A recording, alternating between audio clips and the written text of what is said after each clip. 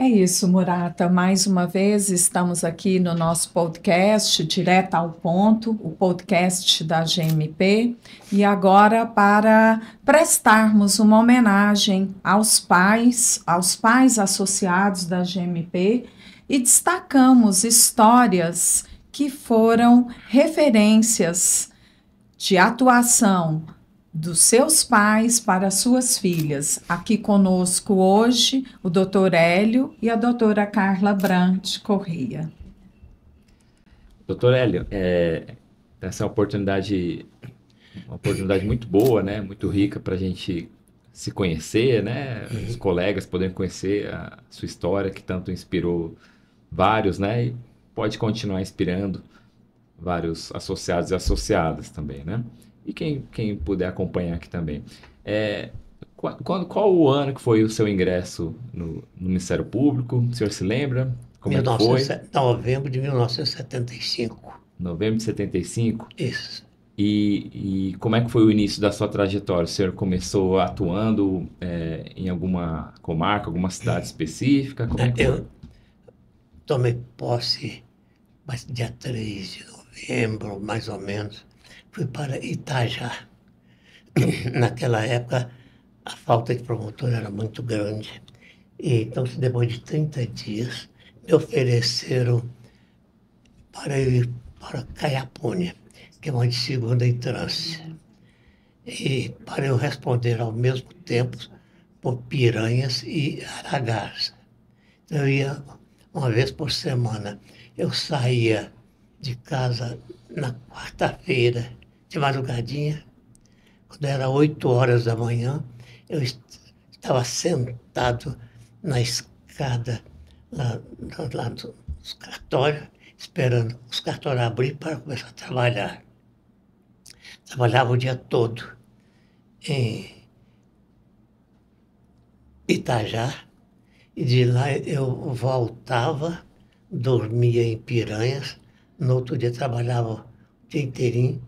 Quando era ali pelas 5, 5h30, eu viajava para a minha comarca, e eu ficava um dia fora, toda semana. E assim eu fiz as 3 comarcas.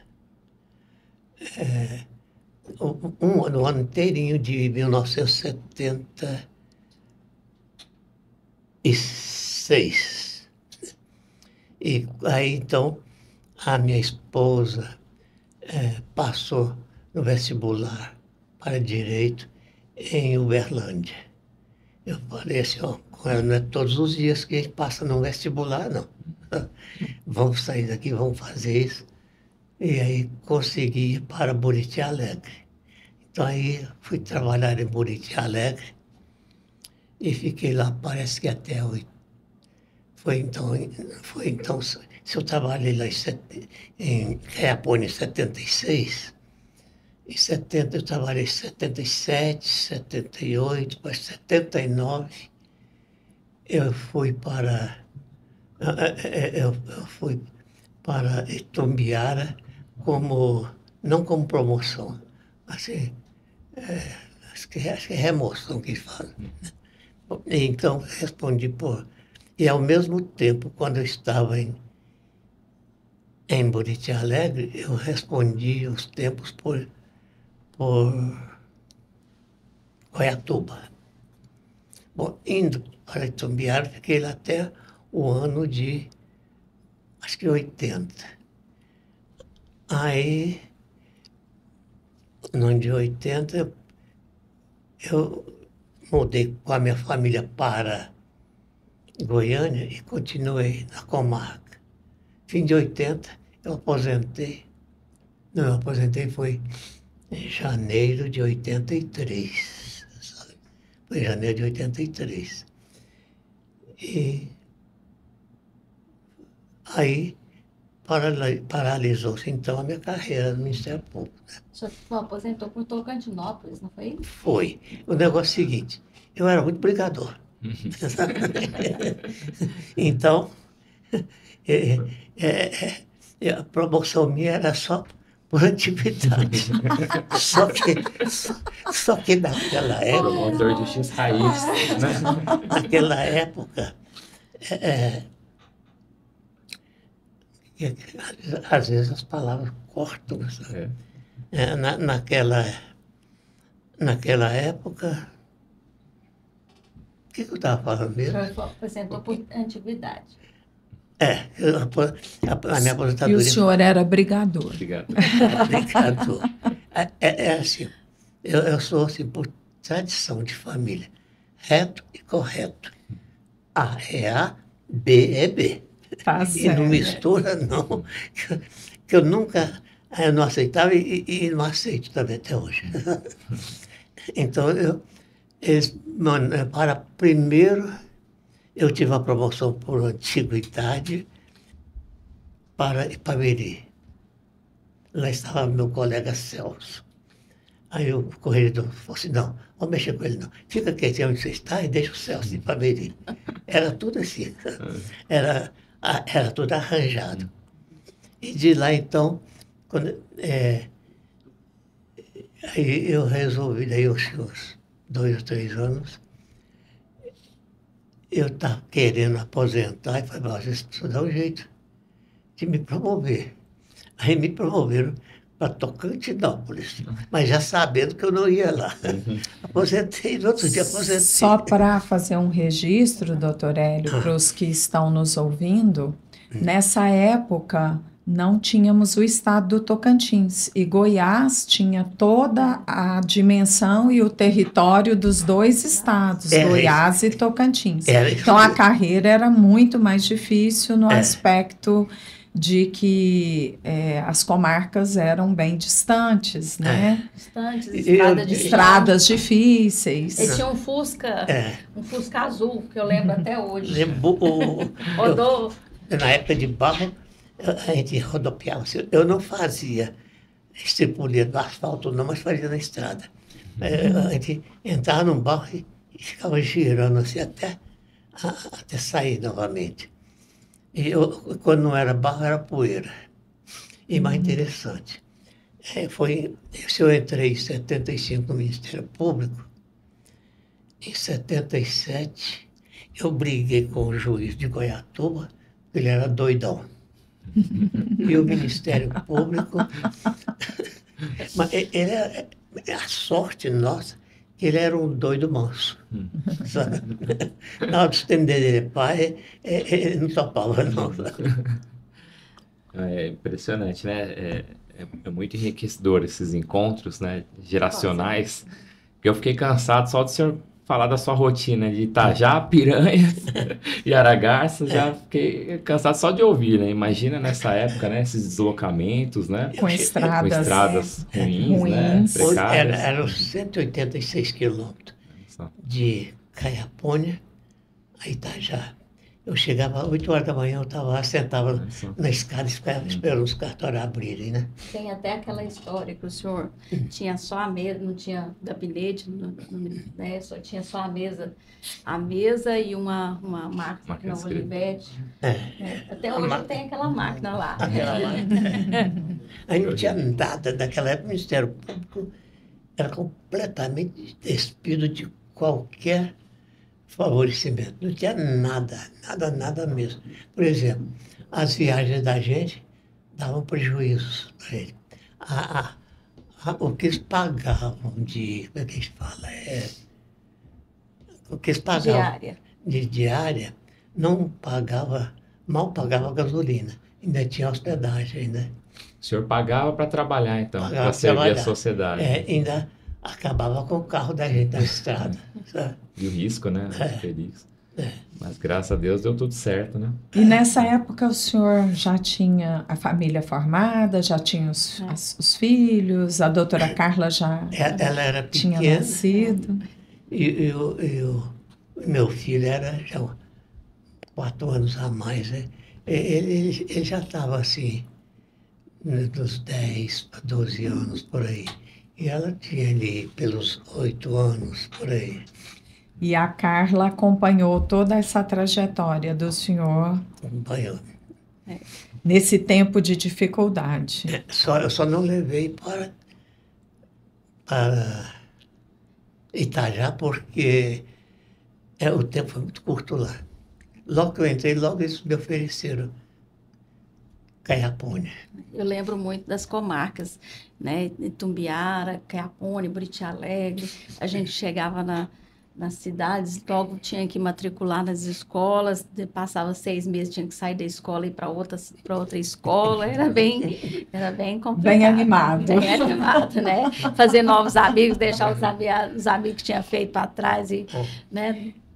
E o que você entendia dessa trajetória do seu pai nessa época, Carla? Você entendia o papel que o seu pai exercia nas comarcas como promotor de justiça? Sim, eu acho que ele sempre foi muito exemplo para todos nós, né? Essa luta de trabalhar, de atender ao público, ele sempre foi muito benquisto, então chegava na cidade, né? Promotor e juiz sempre eram as autoridades, né? E a gente participava de marcha de 7 de setembro, que hoje não existe mais, né? Mas chamava as autoridades locais, né? Para compor o palanque, estava lá, meu pai lá, né? E eu sempre achava aquilo muito, né? Determinado, né? E via a trajetória dele com muito orgulho, né? Então, eu sempre disse que assim que eu fui crescendo, fui entendendo as lutas, as dificuldades também, né? Mais dificuldades ainda do que é agora, mas nós nos inspiramos. Minha mãe até chegou a emprestar um concurso para o Ministério Público também. Mas isso foi um marco para todos nós, né? Essa luta do Ministério Público, né? Tinha época que o Ministério Público tinha vencimentos bem menores que os juízes, e os anteriores lutavam muito por isso, né? Mas mesmo assim era um marco, a gente via ele treinando para os júris, eu sentava, ficava olhando, né? Então, isso sempre foi muito marcante para mim. E eu não tive dúvida quando eu quis prestar vestibular primeiro para Direito, eu sabia que eu queria Direito, e depois eu fui o Norte, que era o Ministério Público, né? Então, eu vejo que os pais inspiram mesmo os filhos, né? Aquele ditado popular de filho de peixe, peixinho é verdade, né? Então, e o meu filho também, que é Ministério Público. Então, a gente percebe que as lutas são todas baseadas nas lutas dos pais, são lutas diferentes, mas são sempre lutas constantes, né? Então, ele sempre foi uma inspiração para todos nós, né? De trabalho, de orgulho, de honestidade, de correto, né? Como pai também, né? Sempre brincalhão, né? Fazendo piada com as coisas. É muito difícil ver ele triste, né? Até hoje é muito difícil ver ele triste. Sempre tá alegre. Quando pergunto para ele, tá bem? Tô ótimo. Às vezes tá morrendo de dor, mas tá falando, tô ótimo, tô bem. O que você está fazendo? Estou sentado. Estou sentado. Como é que você tá? Tô bem. Onde você está? Tô sentado. Então, sempre brincando. Sempre brincalhão, fazendo muita alegria. E até hoje é um exemplo, até hoje, porque da idade que ele tem, né? 93 anos, fazendo 94. Carla, e fala com os nossos ouvintes um pouco da sua trajetória, se apresente para aqueles que não te conhecem, né? Claro que você é uma promotora de bastante expressão, conhecida por todos nós, por sua atuação sempre combativa, mas tem muitos colegas e ouvintes que ainda não sabem da sua história, da sua trajetória, e aproveita esse espaço para contar um pouquinho sobre a sua carreira. Obrigada. A minha carreira iniciou-se, né, após formar em Direito. Eu passei logo em seguida para a Defensoria Pública do Estado do Tocantins, né, numa época que o Tocantins estava iniciando mesmo, 93, 94, pós formação, não tinha quase nada no Tocantins, né, tudo estrada de chão, e um salário bem baixo, né, mas fui à luta, né? Então, com filho pequeno, 860 quilômetros de casa, né?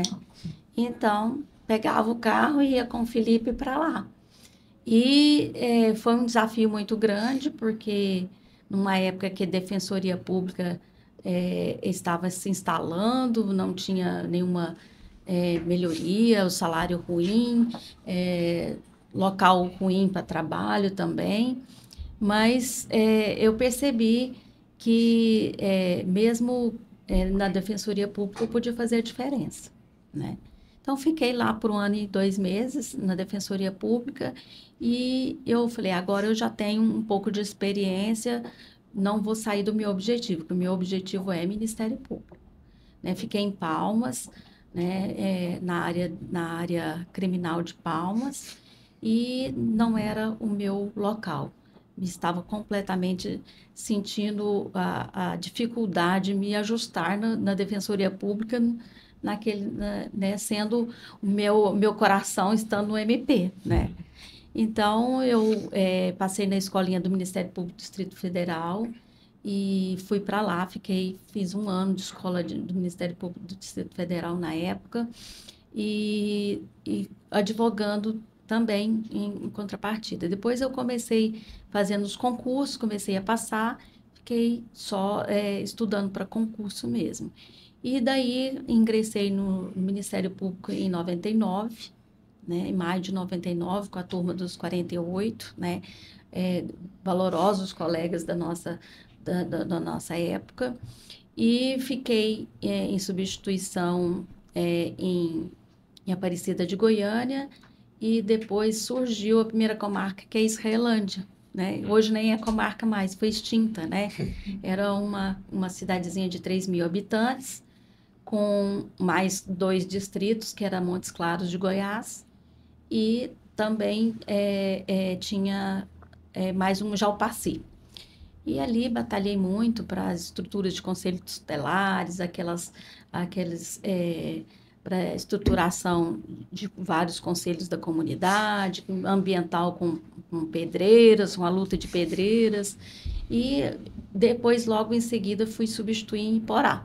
Fiquei um tempo em Iporá e surgiu a possibilidade de vir um pouco mais próximo para Goiânia, que era Mossâmedes. Não tão próximo, mas um pouco mais próximo, né? E aí, a dificuldade de estar com um filho pequeno, pegando a estrada, né? Aí, contratei uma babá que viajasse, né, comigo, porque meu esposo estava em Goiânia, e era difícil para ele também ficar, estar junto comigo e acompanhar, né? E então, eu contratei a babá e ela falou, olha, eu só posso ir se tiver meu marido também, porque eu sou casada, não dá para eu... Então, contratei o marido também para ser o motorista. Então, eu tive que levar o combo, né? Veja bem, nós mulheres, nós temos que ter as estratégias para poder conseguir acumular, né? Rede de apoio. A rede de apoio, acumular as nossas jornadas de trabalho, né? Então, ficava, né, às vezes... no interior de segunda a sexta, 6 da tarde vinha embora, passava o final de semana e voltava no domingo à tarde, voltava para a comarca. Depois vim para Goianira, né, vim para Goianira, fiquei 5 anos em Goianira, também na atuação criminal, família, sucessões, infância e juventude e quase tudo, né? Bastante, uma comarca muito próxima a Goiânia e com muitos problemas, né? Com muitas dificuldades, com muita dificuldade de trabalho, né? Mas sempre pautando no melhor possível, né? Naquela jornada que a gente tinha que se dedicar em todas as áreas. Surgiu a comarca de Anápolis, na área da infância e juventude, né? Eu sempre tive uma vontade de trabalhar nessa área também, porque trabalhei nessa área também em Aparecida e também em Goianira, e consegui a promoção para Anápolis. E ali me dediquei aos 6 anos de promotoria de infância e juventude, né? com vários projetos na área da infância, né? E visitas às casas-lares, aos projetos, né, da infância, junto com o Dr. Carlos Limonge, constituição da elaboração de rede de proteção da infância e juventude, né? Então, foram anos valorosos lá. E, logo em seguida, em 2020, um pouco antes da pandemia, minha promotoria foi extinta, integralizada com da 13ª com a 17ª, e assumi a atribuição de promotoria da violência doméstica, né? Uma promotoria extremamente pesada, em plena pandemia, onde os órgãos todos estavam fechados, né? Então, foi um desafio muito grande de você assumir uma promotoria de tamanha envergadura, né? Nesse tempo. Então, processos sendo digitalizados, e quando abri o Projude, tinham 1000 processos com vistas para mim. E eu fiquei, né, fiquei muito consternada com tudo aquilo, vindo processos muito atrasados, né? E solicitei até um celular à administração para a gente poder falar com as vítimas, né?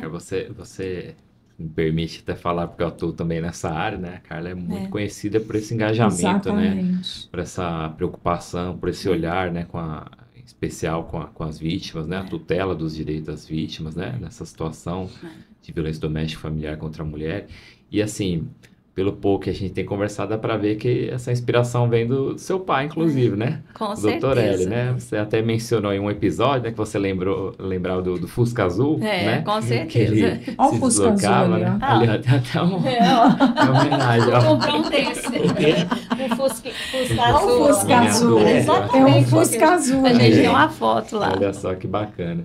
E você mencionou também, né, que se lembra dos eventos, né, do 7 de setembro, né? Foi o que você mencionou.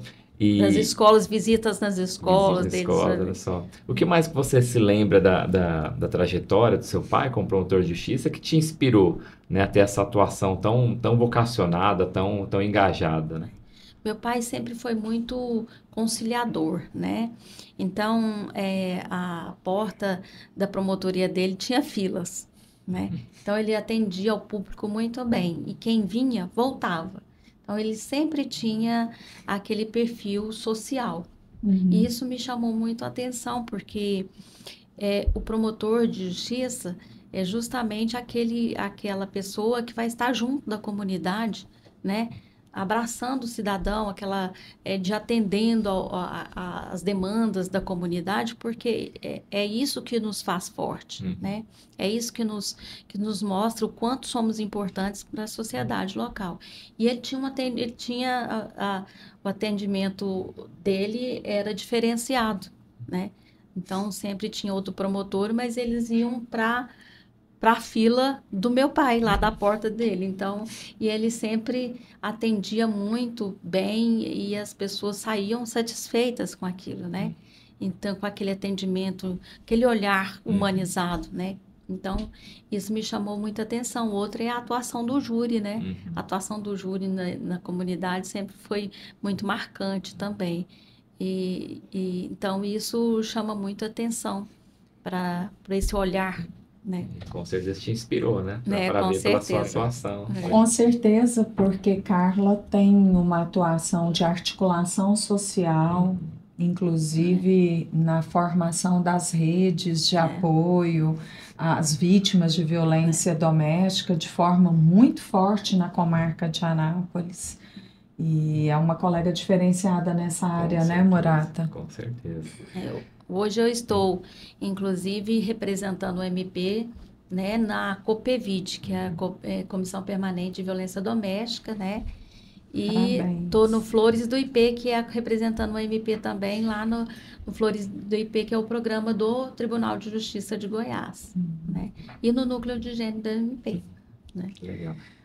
Doutor Hélio, e como foi para o senhor ter uma filha promotora de justiça que seguiu seus passos seguiu a carreira do senhor. O senhor se recorda como foi aquele momento de saber que a sua filha foi aprovada e ia seguir a sua carreira? Lembro como se fosse hoje. Mas primeiro eu tenho um pedacinho aqui, eu não posso saltar. Eu disse que eu brigava muito com o juiz doido, e aí eu estava inscrito no concurso da magistratura. Um colega meu me influenciou, porque fui nascido mesmo para o MP. E aí é o seguinte, eu fiquei com raiva porque a Procuradoria não me deu muito apoio, não, sabe? E aí, eu pensei, eu vou fazer esse concurso. Faltava 10 dias para o concurso. Eu estudei esses 10 dias, aí mais ou menos umas 30 horas por dia, e passei no concurso. Aí, então, para vocês notarem o tanto que a minha família é engajada no Ministério Público. Passei no concurso de magistratura, e os caras vai, outros ficam, outros vai, outros ficam. E a minha esposa falou assim, não vamos mais não, nós já comemos barro, já comemos poeira, vamos ficar quietos aqui mesmo. Naquela época parece que o Ministério Público estava ganhando aí mais ou menos 1/3 do juiz. Eu fiquei, sabe? Eu não fui para a magistratura. Tem gente que não acredita, e aí o seguinte, eu provo, mas só que o seguinte, essa declaração está numa mala, bem em cima, tem que subir de escada. Então, quem quiser que eu prove, eu cobro R$100. Não sai de Sempre disso, brincando. não sai disso, não.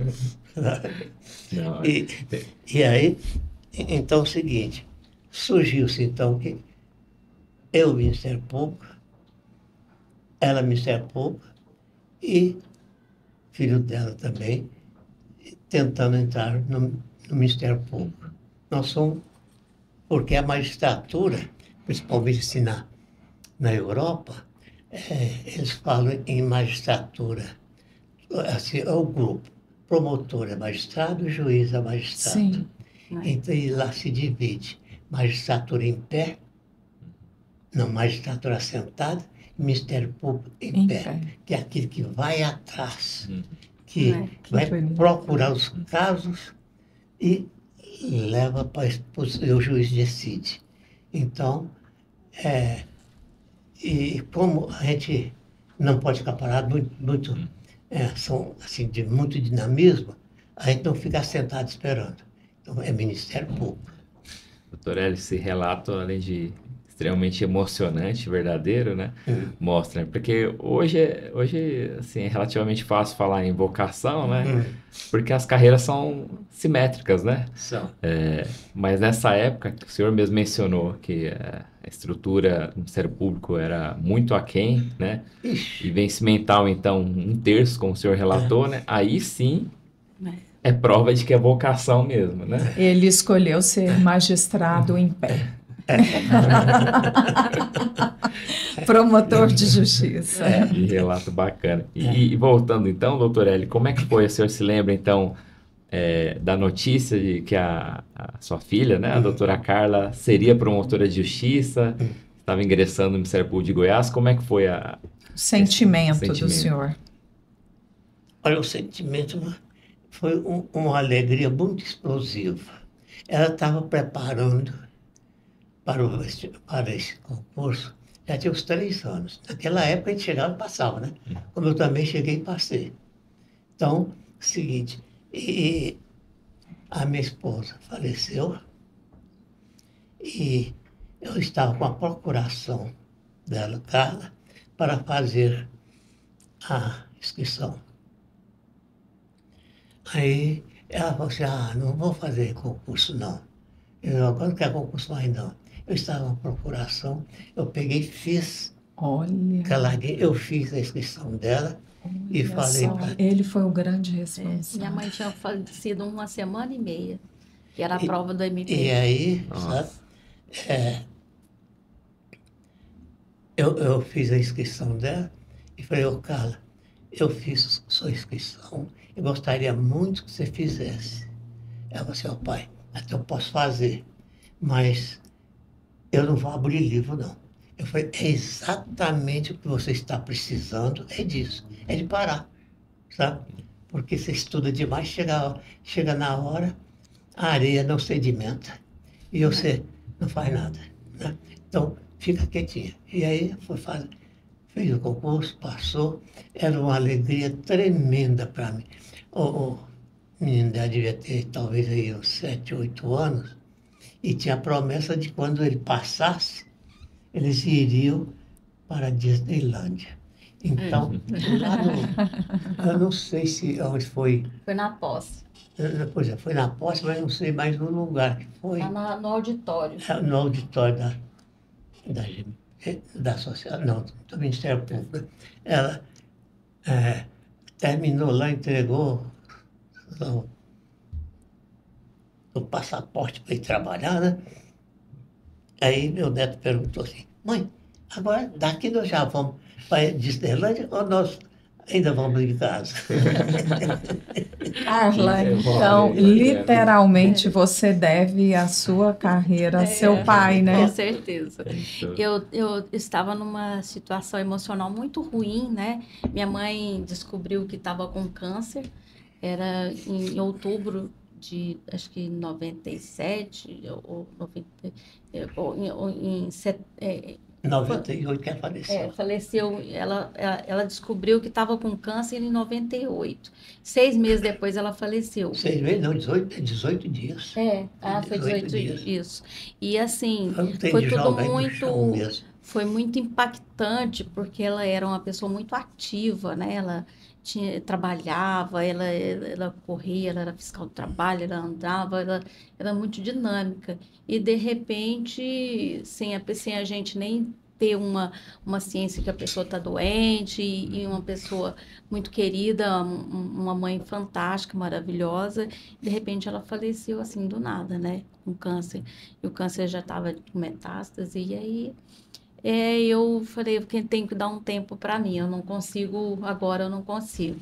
E aí ele fez essa inscrição lá, né, eu acho que era para ser, né? Deus no comando, né, no tempo e na hora certa, né? Isso. Então, eu estava fazendo concurso no Brasil todo, né? Passava no lugar, passava no outro, aí depois as provas coincidiam, aí depois sedimentou justamente no estado de Goiás. Eu já estava passando no estado do Mato Grosso, e aí eu preferi dar continuidade no de Goiás. Aí ela faleceu, eu falei, agora eu vou dar um tempo, mas ele fez a inscrição.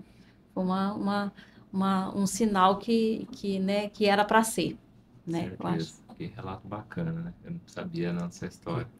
Bacana, inspirador. E a gente, eu acho que ele sempre foi o exemplo de tudo, né? Então, assim, no trabalho, em casa, né? Ele é uma pessoa muito forte, muito dinâmica, né? Agora com 93 anos, vai fazer 94. Ele anda de triciclo, ele faz inglês, acabou o inglês, está fazendo francês, vai para o coral da GMP. Pois é, uma honra tê-lo no coral da GMP, atuante na GMP. Uma honra para nós da GMP, viu, doutor Hélio? Muito obrigado. E eu, às vezes, vejo aquele frio, ele está lá, esses tempos que estavam frios, né? Os tempos frios, e eu falei, pai, fica quietinho aí, não vai hoje, não. Eu tenho que ir pro meu coral. O pacote tá todo, vai lá, tá lá, pega o carro e vai. Então, assim, ainda dirige. Então, ele está muito dinâmico até hoje. Morata, eu acho que agora a gente pode abrir o espaço para que a doutora Carla, filha do doutor Hélio Correia, possa aqui, nessa conversa, prestar uma homenagem de filha para pai. É importante a gente ter esse espaço, né? Porque eu agradeço, né, a vocês. Eu acho que ele sempre foi o meu norte, né? Quando eu estou triste, eu ligo para ele. quando eu estou alegre, eu ligo para ele. Eu falo que ele é meu pai, né? Porque como minha mãe é falecida, então ele é meu pai misturado com mãe. Então ele ganha até presente no Dia das Mães, sabe? E quando não dá, eu reclamo. Então ele é meu norte, então ele é meu tudo, que eu falo. Meu exemplo de carreira, meu exemplo de ser humano, brincalhão, alegre, né? Não tem dias, muito difícil dizer que tem dias ruins para ele. Mesmo quando o dia dele tá ruim, ele fala que tá uma beleza, tá bom, tá ótimo. Mas por dentro, às vezes, ele tá com a dorzinha ali, mas ele sempre tá. Então, isso é uma inspiração, não só de carreira, mas também como família mesmo, né? Porque eu falo assim, se ele dá conta e está com 93 anos, foi minha inspiração agora para voltar a fazer inglês, porque se ele consegue, eu também consigo, né? Então, eu só tenho a agradecer a tudo, né, que ele me proporcionou, que ele tem feito, né, para toda a família. É um pai maravilhoso, um avô maravilhoso, né? É um marido maravilhoso e ele é um exemplo a todos nós, né? Os netos também, ele é muito dedicado a todos os netos, sem distinção, né? Então, é esse agradecimento, né, que a gente não esquece nunca de fazer. Com certeza, energia contagiante, né? Inspiradora história, né? E, doutor Hélio, continue firme lá no coral da nossa GMP, porque em breve cobraremos uma apresentação, Exatamente. né? Olha, teremos uma apresentação. Ele estava fazendo até o curso de dança de salão antes da pandemia, que era lá. Interessante é o seguinte, que a dança de salão traz um benefício muito grande para a gente. E dificilmente o dançarino cai. E quando o dançarino cai, ele se protege. O que acontece mais comigo? Eu tenho assim, como é que chama? Um desequilíbrio, mas não é na mente, só nas pernas. Eu ando dançando, assim, vou lá e volto, assim, sabe? Como se estivesse bêbado, sabe? E quando eu dou uma guinada para lá, eu já sei que eu tenho que jogar o corpo para cá. E isso, graças à dança, eu não caio. Dificilmente. E quando se acontece de eu cair, eu caio com defesa. Proteção, né? E o senhor quer dizer algumas palavras para sua filha, doutora Carla? Olha, eu vou falar para ela em poucas palavras.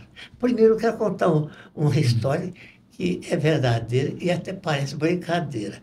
Nessas andanças pelos interiores, ela no colégio, eu não vou falar nem a cidade, nem nome de professor, nem nada. Numa dessas cidades, ela estava no colégio muito fraquinha, e a professora arranjou lá um tal do verbo for. E ela, pequenininha, falou assim, professora, não existe verbo for, não. É o verbo ser. Não, Carla, verbo ser é verbo ser. Verbo for é verbo for. Para ver a deficiência por onde a gente passava. Que episódio. Agora eu quero dizer, tem um provérbio que me disseram que ele é do... Eu esqueci o nome danado. Durante a fala eu lembro. É uma frase assim. Para meus filhos, eu estou numa situação que é um não contentar-se de contente. Que lindo. Como é que chama aquele... Um grande falador, assim, doidão de tudo, o nome dele assim, e não lembro, porque às vezes mas não tem as coisas antigas eu lembro, mas essa eu não lembro mais o nome.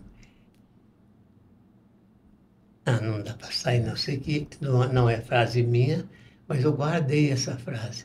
É um não contentar-se de contente aos filhos que eu tenho, aos netos que eu tenho, aos bisnetos que eu tenho. Com essa fala do Dr. Hélio, a gente encerra, então, mais um podcast nessa bela homenagem, que não é só para o Dr. Hélio, Carla, mas para todos os pais associados, da nossa Associação Goiana do Ministério Público. Nós temos outros exemplos, né, Murata? Com certeza. De filhos que foram inspirados por pais como o senhor, Dr. Hélio. Nós dissemos aqui até alguns nomes, tivemos aqui antes do senhor o Dr. Divino Fernandes, mas tivemos também outros pais que não estão mais aqui conosco, que o senhor deve ter conhecido, o Dr. Carlos, pai da doutora Carla Fleury, do Dr. Juliano Barros Araújo, o pai do Dr. Jebson, temos também o pai do Dr. Eduardo Abdon, que ainda está conosco, e com essa homenagem a gente encerra mais um episódio do nosso podcast e o projeto de pai para filha.